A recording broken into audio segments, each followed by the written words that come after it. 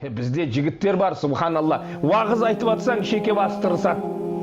Осыларақ тамақ жегізбейді. Себебі оның дүниесі бар қалтасында. Себебі оның астында тағы бар да, мансабы бар. Ағайындар, мына уағыз насихат айтылған кезде сол шеке басы тырысқан адамның Алланы хақ деп саған танытып атқан кезде, Алланың Құр'аны оқылған кезде, пайғамбар саллаллаху алейхи ва саллям хадис айтылған кезде бәрін жиыстырып қой. Ол мансабың да, мыс-мыс ақшаң да ол пайда, ол уақытша нәрсе, ағайындар.